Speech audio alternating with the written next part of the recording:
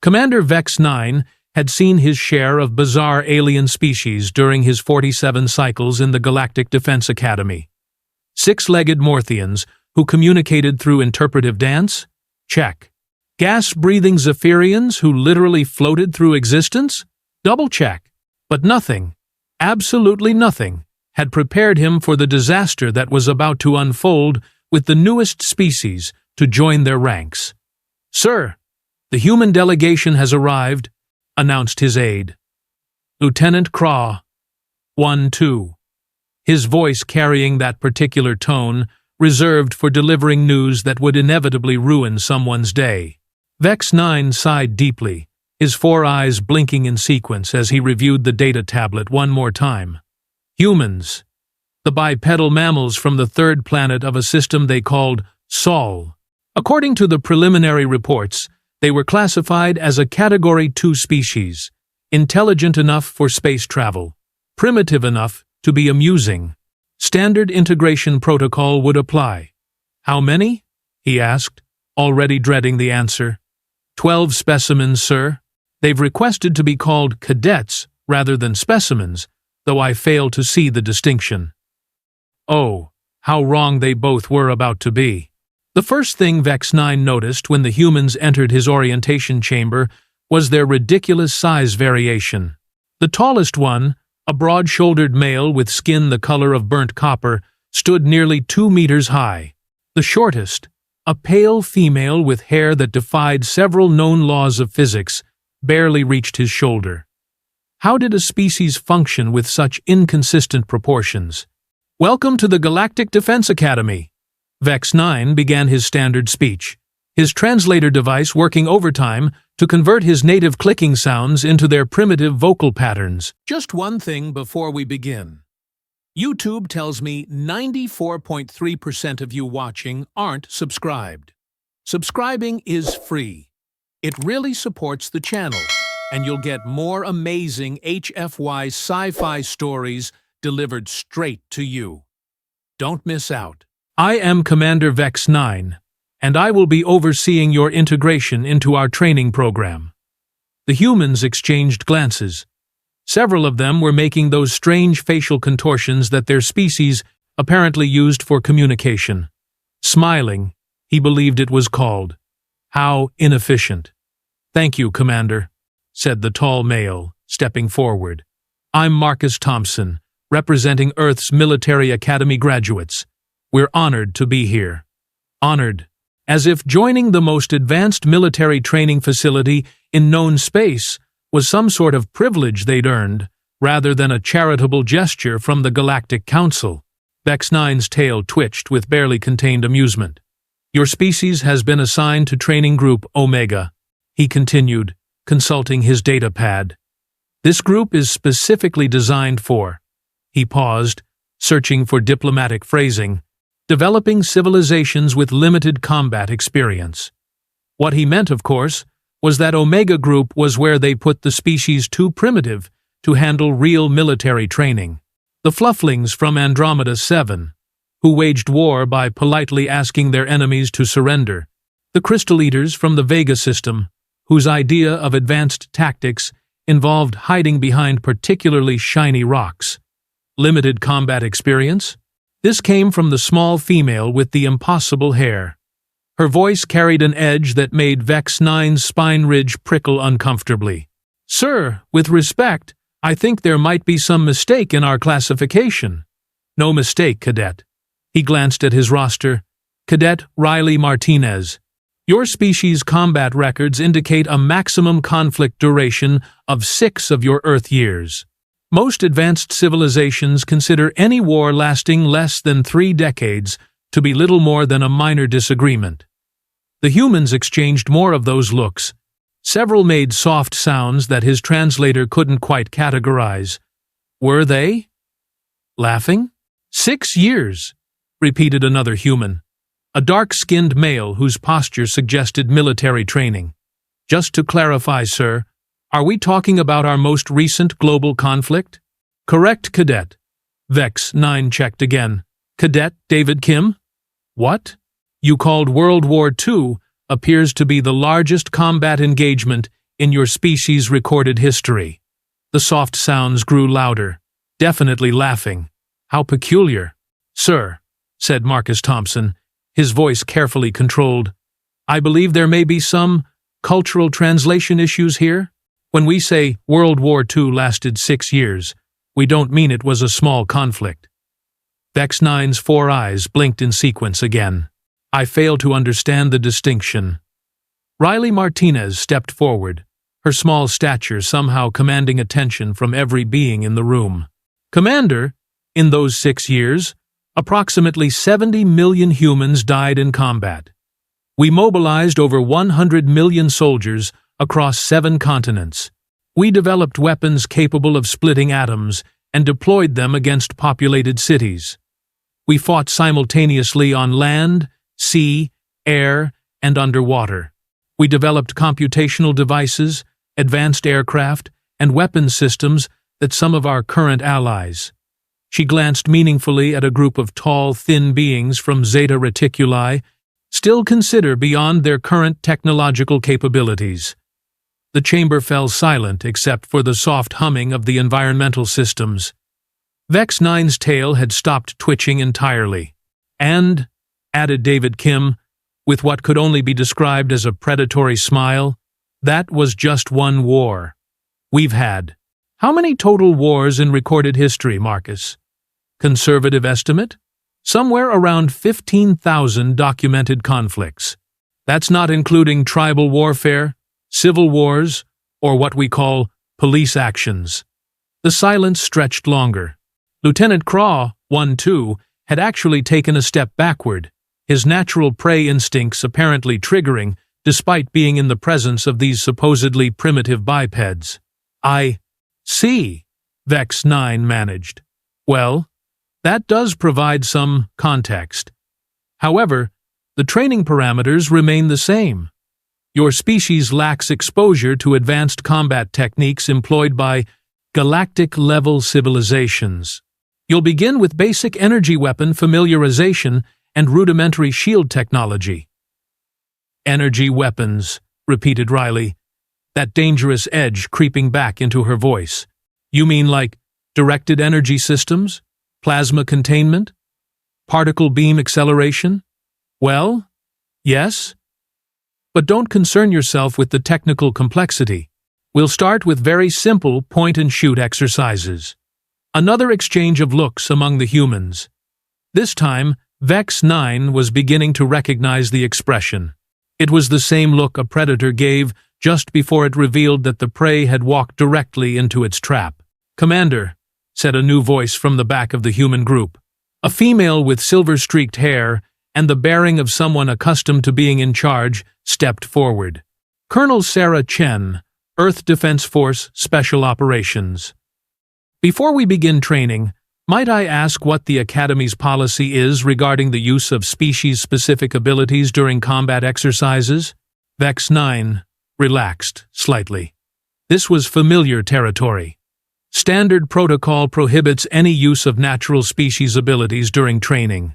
All participants must rely solely on provided equipment and techniques. This ensures fair evaluation across different biological frameworks. No powers in combat, Colonel Chen repeated slowly. Understood. Something in her tone made every non-human in the room take an unconscious step backward. Even Vex 9 found his defensive postures activating. Is there a problem with this policy, Colonel? Sarah Chen's smile was small, controlled, and absolutely terrifying. No problem at all, Commander. Though I should probably mention that what you're seeing from us right now, this calm, cooperative behavior, that's us using our species-specific abilities. I don't understand. Restraint, Commander. Self-control. The ability to suppress our natural responses to perceived threats or challenges. What you call no powers in combat is actually us operating at about 10% capacity.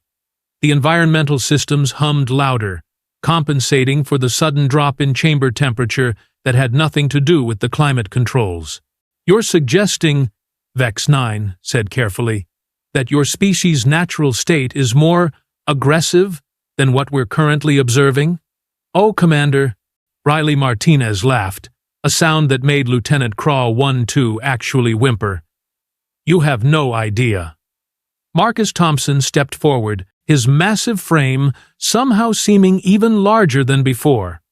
Sir, humans don't have energy projection like the Piscions. We can't phase through matter like the Wraiths. We don't have the natural armor plating of the Rockwalkers.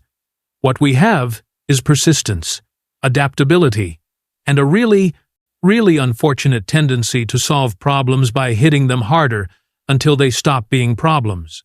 Surely you're exaggerating. Primitive-looking device. Commander, this is what we call a smartphone. It's about 15 of your years old in terms of technology. It contains more computational power than your Academy's main tactical computer. Every human carries at least one. Most of us carry several. We developed these not for military purposes, but because we were bored and wanted to share pictures of our food with other humans on the far side of our planet. Vex 9 stared at the device. His scanner confirmed David's claims. That was impossible. According to their classification, humans were barely past the atomic manipulation stage. Every human? He asked weakly. Every human, confirmed Sarah Chen. Commander, I need to ask you something, and I want you to think carefully about your answer. When your intelligence services were evaluating our species for Academy admission, did they only examine our recent conflicts? Of course.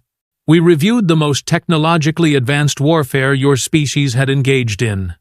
Standard evaluation protocol. The humans exchanged another look. This one was different. If Vex 9 had to categorize it, he would have said it looked almost pitying. Sir, said Riley Martinez gently, World War II ended 80 years ago. It's not our most recent conflict. It's not even close to our most recent conflict. What? What do you mean? Marcus Thompson counted on his fingers. Korea, Vietnam, Gulf War, Iraq, Afghanistan, Syria, Ukraine, the Pacific Trade Wars, the Arctic resource conflicts, the Mars Colonial Rebellion. He stopped counting. Sir, we haven't actually stopped fighting since World War II ended. We just got better at it. The Chamber's environmental systems gave up trying to compensate for the atmosphere and simply shut down. In the sudden quiet, the only sound was Vex 9's increasingly rapid breathing. How much better? He whispered. Sarah Chen smiled that terrifying smile again. Well, Commander, let's just say that our current military doctrine considers World War II to be a useful case study in what happens when humans don't have access to orbital bombardment platforms, quantum encryption, autonomous weapons systems, and real-time battlefield AI coordination. Impossible. Our scans showed no evidence of such technology. Because we didn't want you to see it, David Kim said simply. Commander, when Earth received the invitation to join the Galactic Defense Academy, our military leadership made a decision. We would send our best and brightest, but we would let you underestimate us. We would learn your techniques, understand your capabilities, and integrate into your defense networks. And then? Vex 9 asked, though he was beginning to suspect he didn't want to know the answer. Riley Martinez stepped closer, her small frame radiating a menace that made hardened military officers from a dozen different species suddenly find urgent business elsewhere in the chamber. And then, Commander, when you inevitably encounter a threat that your advanced civilizations can't handle through technology and superior evolution, you'll have us. The species that never learned when to quit. The ones who respond to overwhelming odds by charging directly at them while screaming battle cries and setting things on fire. You're talking about genocide, Lieutenant Craw, 1-2, stammered from his eye. Position near the door. Oh no, Sarah Chen corrected gently. We're talking about survival. When the universe decides to throw something at the Galactic Council that all your advanced technology and evolved wisdom can't handle, you're going to want the species that has spent its entire existence fighting everything, including itself. Learning to kill in new and creative ways, and stubbornly refusing to accept that anything is actually impossible. Marcus Thompson nodded gravely. Commander, you classified us as Category 2 primitives. Limited combat experience. Suitable for basic training only. Yes, Vex 9 managed. Sir, we let you. Because the truth is, we're not Category 2 anything. We're not even Category 1. We're the species that would have been classified as Category X if your evaluators had done their job properly. The ones you don't invite to join galactic civilizations. The ones you put on the do not contact under any circumstances list. The implication hit Vex 9 like a plasma burst to the thorax.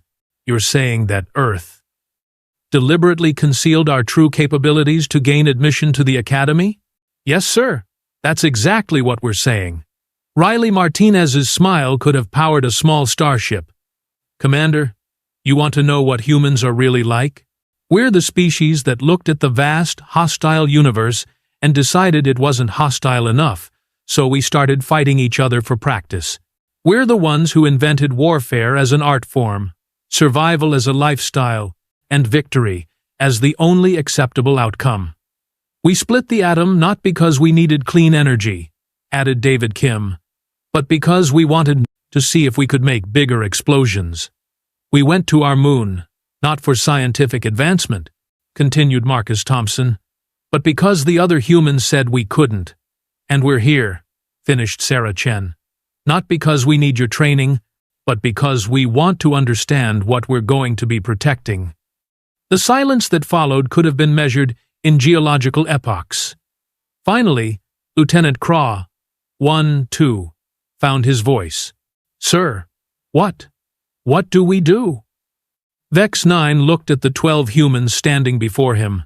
12 representatives of a species that had just casually admitted to infiltrating the galaxy's premier military institution under false pretenses, concealing technological capabilities that apparently surpassed most council member species, and planning to… what? Take over? Conquer them all? Colonel Chen, he said slowly, what exactly does Earth want from this arrangement? Her answer was immediate, and somehow even more terrifying than anything that had come before. To help, Commander.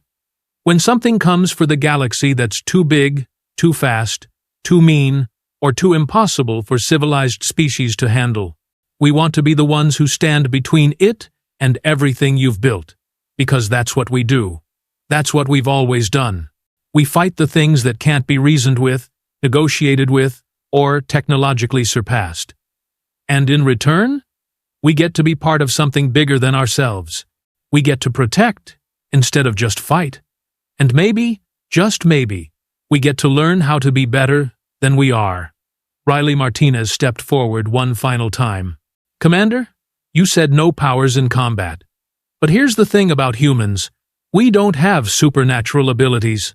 We don't have energy projection or matter manipulation or any of the fancy tricks other species bring to the table. What we have is this.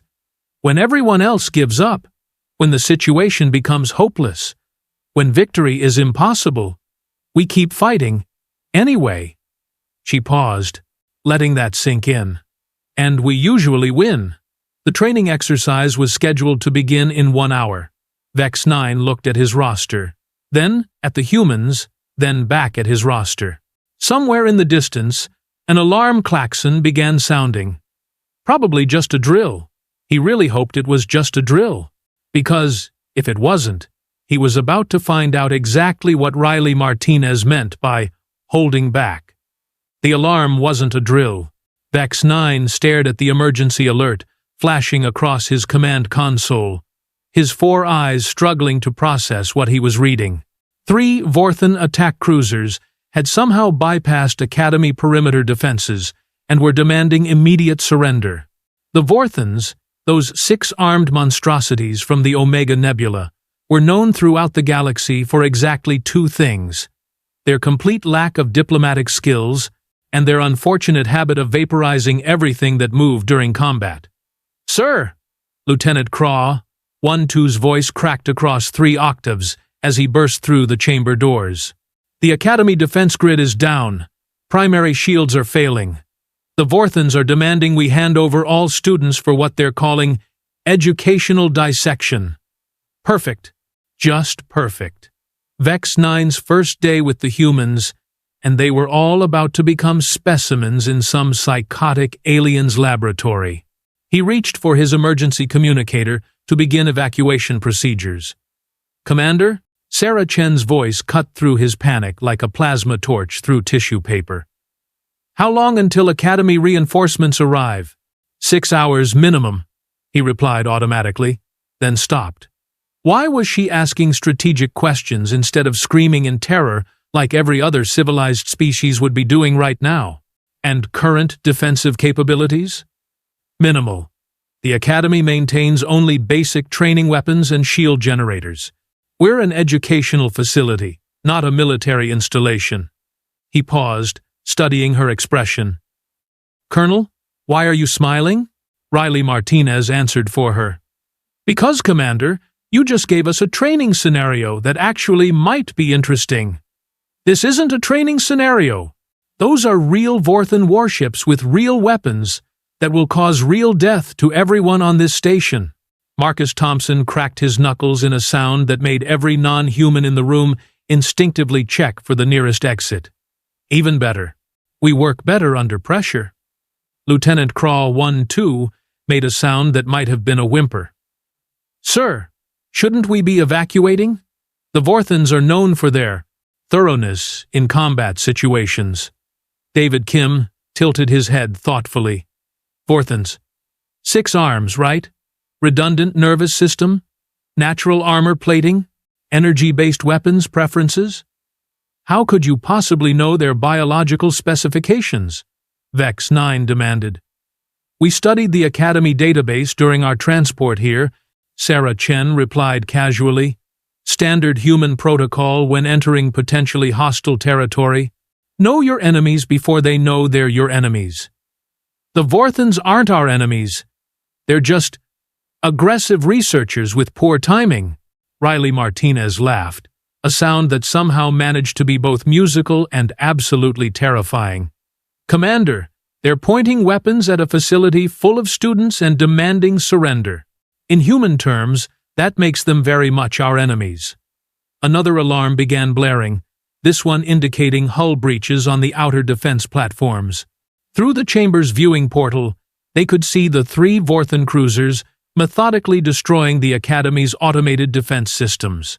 Each ship was roughly the size of a small city, bristling with enough firepower to reduce planets to asteroid fields. "Sir," one of the other humans spoke up, a quiet female with calculating eyes who had been introduced as Dr. Lisa Park. "What's the Academy's policy on student initiative during emergency situations?" Vex 9 blinked all 4 eyes, in sequence. "Student initiative? Can students take independent action to defend the Academy if command structure is compromised or unavailable?"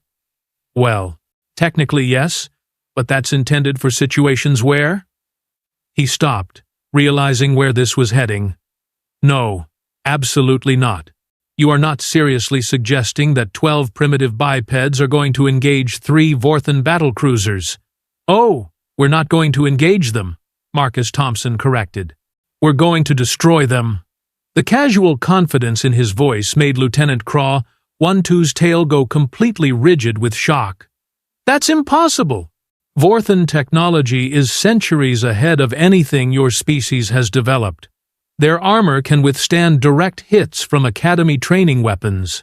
Riley Martinez exchanged a look with her fellow humans. "Commander, remember what we told you about holding back?" "Yes, but—" "Training weapons," interrupted David Kim. "What exactly constitutes training weapons here at the Academy?" Vex 9 consulted his data tablet, grateful for familiar territory. "Standard plasma pulse rifles, rated at level 3 intensity. Basic energy shields, rudimentary sensor packages, all safety-locked to prevent accidental injury during exercises." "Safety locks," repeated Sarah Chen. Interesting. Dr. Park, how long would you need to bypass Academy weapons safety protocols? Already done. Took about 30 seconds during the orientation speech. Their security architecture is remarkably straightforward. You. What? Vex-9's voice jumped several octaves. Commander, Lisa Park explained patiently, human children learn to bypass safety systems as a recreational activity. Your Academy protocols are designed to prevent accidents, not to stop determined infiltration. Another hull breach alarm. The Vorthans were systematically destroying the outer defense ring, moving methodically toward the main Academy structure. At the Prison 7 structure, their current pace, they would reach the student quarters in approximately 20 minutes. This is insane, Lieutenant Craw, 1-2 muttered. We should be evacuating, not planning some impossible counterattack. Lieutenant, Riley Martinez said gently, has your species ever fought a war? Well, no. The Klaxians achieved interstellar peace over 4 centuries ago. We settled our differences through diplomatic meditation and resource-sharing agreements. That explains a lot. She turned back to Vex-9. Commander, we need access to Academy maintenance systems, fabrication units, and your chemical storage facilities. Fabrication units? Why would you need? Because, Marcus Thompson interrupted, we're going to build some weapons that actually work. In 20 minutes? Marcus is being pessimistic, David Kim noted. 15 minutes should be plenty. Doctor, Lisa Park was already working on a data tablet she had somehow acquired and modified during the conversation. Vorthan ship specifications confirm standard Nebula-class configuration. Primary weakness should be their power coupling systems. Secondary weakness would be their atmospheric processing units. How could you possibly know their weaknesses? Vex-9 demanded. Sarah Chen's smile returned, even more frightening than before. Commander, humans have been fighting wars for our entire recorded history. One of the first things you learn is that every weapon system, no matter how advanced, has vulnerabilities. You just need to be creative about exploiting them. Creative? How? Well, Riley Martinez mused, Vorthans breathe a methane-oxygen mix, right? And their ships maintain that atmosphere throughout their vessels? Yes, but that information is classified. How did you? Because it's in their engine signature, David Kim explained. Different atmospheric compositions create different plasma resonance frequencies. Basic spectral analysis. Marcus Thompson was examining the Academy's structural schematics on his own tablet. Commander, your fabrication units can produce components up to level 7 complexity, correct? Yes, but they're restricted to educational materials and basic maintenance supplies. Perfect. Lisa, can you reprogram the fabricators to produce combustion accelerants?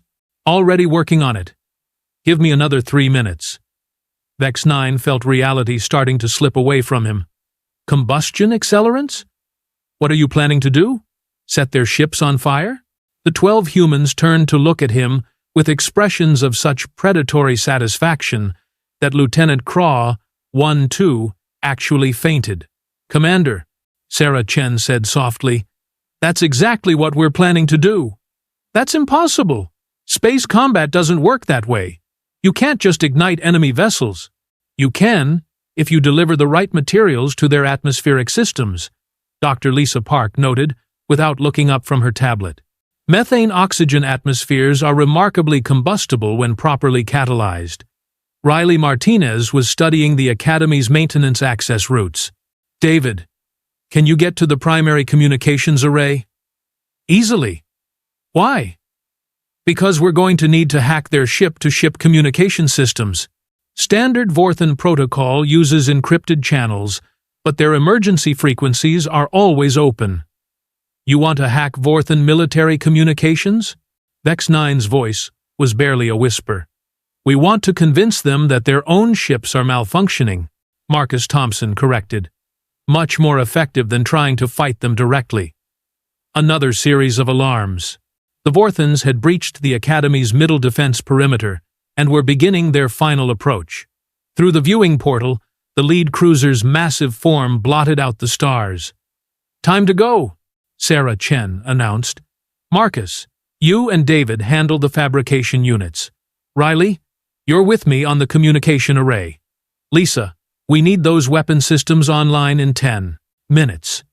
Wait, Vex 9 called out as they began moving toward the exits. What am I supposed to do? Sarah Chen paused at the door. Commander, you're going to do what every good officer does during combat operations. You're going to trust your people to do their jobs. But you're not my people. You're barely civilized primitives with delusions of tactical competence. Riley Martinez's laughter echoed from the corridor. Commander, in about 12 minutes, you're going to realize that we're the most civilized beings you've ever met. We're just really, really good at controlled violence. And then they were gone, scattering through the Academy's corridors with the efficient coordination of a species that had been fighting wars since before most galactic civilizations had discovered fire. Vex 9 stared at Lieutenant Craw 1-2's unconscious form, then at the tactical display showing 3 massive Vorthan warships closing on their position. Outside, emergency lights were flashing as Academy automated systems tried desperately to mount some kind of defense. He activated his communicator. Academy Command, this is Commander Vex 9. I need a direct channel to Galactic Defense Headquarters. Sir, we're under attack. Communications are being jammed. Override the jamming. Priority Alpha clearance. Tell them that Earth's military assessment needs immediate revision. What classification should I assign? Vex 9 watched through the portal as small figures in Academy maintenance suits began moving along the exterior hull, carrying equipment that definitely hadn't existed in the fabrication units 12 minutes ago. Category X, he said quietly. Reclassify humanity as Category X. Sir, that designation is reserved for species capable of single-handedly defeating galactic-level threats. I know what it's reserved for. On the tactical display, something impossible was happening. The lead Vorthan cruiser's power signatures were fluctuating wildly. Then, the second ship's atmospheric processors began showing critical errors. The third vessel's communication array started broadcasting what sounded like traditional human music at volumes that probably violated several interstellar noise ordinances. Commander, came Riley Martinez's voice over the Academy's communication system. You might want to tell your people to take cover? Things are about to get interesting. How interesting? Well, Marcus Thompson's voice joined the channel. We couldn't figure out how to set their ships on fire from the outside, so we decided to do it from the inside instead. That's impossible. You can't have boarded their vessels. Commander, Sarah Chen's voice carried a note of gentle correction. We didn't board their ships. We convinced their ships that they wanted to board themselves. Before Vex 9 could ask what that meant, the lead Vorthan cruiser exploded. Not the clean, efficient destruction of advanced weapons fire, not the controlled detonation of a ship's reactor going critical. This was the massive, rolling fireball of a vessel whose entire atmospheric system had suddenly decided to become an impromptu combustion engine. The second ship lasted approximately 30 seconds longer before its own atmosphere ignited in a chain reaction that lit up the Academy's viewing portal like a small sundae. The third vessel, apparently realizing that remaining in the vicinity was not conducive to continued existence, attempted to retreat. Unfortunately for the Vorthans, their navigation systems had been replaced with what appeared to be a continuous loop of something called Never Gonna Give You Up by an artist named Rick Astley. They flew directly into Academy Station's waste disposal system. The explosion was visible from 3 star systems away. Lieutenant Craw 1-2 chose that moment to regain consciousness. He opened his eyes, saw the debris field where 3 Vorthan battlecruisers had been just minutes earlier, and promptly fainted again. Commander, Sarah Chen's voice came over the communication system. Academy defense status is secure. Enemy vessels neutralized. No Academy casualties. human team returning to debrief. Vex 9 stared at the tactical display, showing nothing but scattered wreckage and slowly dissipating energy signatures. How? Trade secret, Riley Martinez replied cheerfully. But if it makes you feel better, we used mostly Academy equipment. Your fabrication units are remarkably versatile once you remove the safety restrictions. You destroyed 3 Vorthan battlecruisers with training equipment? Oh no, Commander. Marcus Thompson's voice carried clear amusement. We destroyed 3 Vorthan battlecruisers with creativity, basic chemistry, and a complete lack of respect for conventional space combat doctrine. Plus, added David Kim, we may have reprogrammed their ship's computers to think they were participating in a human reality television show called Extreme Makeover, Spaceship Edition. Turns out, Vorthan artificial intelligence systems are really bad at understanding sarcasm. Dr. Lisa Park's voice joined the conversation. The atmospheric combustion was just a bonus. We were originally planning to convince their navigation systems that they were late for a very important date. With what? Academy Station's docking bay.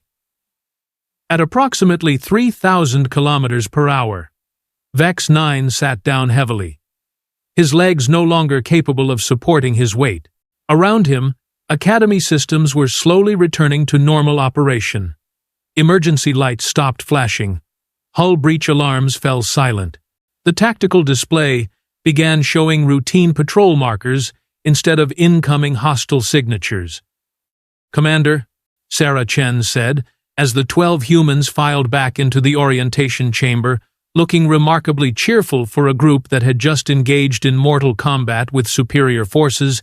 I believe we were discussing training protocols? He looked at them. 12 beings who had just casually eliminated a threat that would have required a full Academy battle group to handle. 12 representatives of a species that apparently considered interstellar warfare to be a recreational activity suitable for educational environments. Colonel Chen, he said slowly, what would happen if Earth decided that the Galactic Council was a threat to human interests? Her smile could have powered the Academy's main reactor for a month. Commander, that's not going to happen. How can you be certain? Because, Riley Martinez said gently, we didn't come here to conquer anyone. We came here to protect everyone. The universe is a dangerous place, full of things that want to hurt people for reasons that don't make sense to civilized minds. Somebody needs to stand between those things and everyone else. And humans are willing to be that somebody? Marcus Thompson nodded gravely. It's what we do, sir. It's what we've always done. The only difference now is that instead of just protecting other humans, we get to protect everyone. Even us? Even species who classified you as primitives? David Kim laughed, a warm sound completely different from the predatory amusement they had displayed earlier. Especially you, Commander, because being wrong about something doesn't make you evil. It just makes you someone who needs protecting from the things that actually are evil. Vex 9 looked at his roster, then at the humans, then at the debris field outside the viewing portal where 3 Vorthan battlecruisers had learned, far too late, what it meant to threaten something under human protection. Training Group Omega, he said finally. Sir? Lieutenant Craw, 1-2, had regained consciousness and was trying to pretend the last hour hadn't happened. Cancel Training Group Omega. These 12 humans will be forming their own unit. What should I designate it, sir?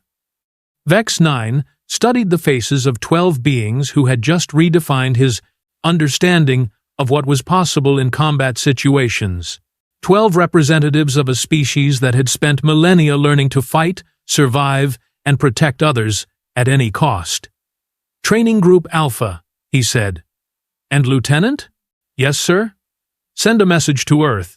Tell them the Galactic Defense Academy would be honored to accept additional human candidates. How many additional candidates, sir? Riley Martinez exchanged glances with her fellow humans, then smiled that terrifying, wonderful smile one more time. All of them, Commander. We're going to need all of them. Outside the viewing portal, Academy recovery vessels were beginning to clean up the wreckage of what had been, just an hour ago, an overwhelming enemy force. In the distance, stars continued their eternal dance across the galaxy, blissfully unaware that humanity had just announced its presence on the galactic stage. The universe had just become a much safer place. It had also become a much more dangerous place for anything that threatened the safety of others. After all, humans had finally found something worth fighting for besides each other. Everyone else.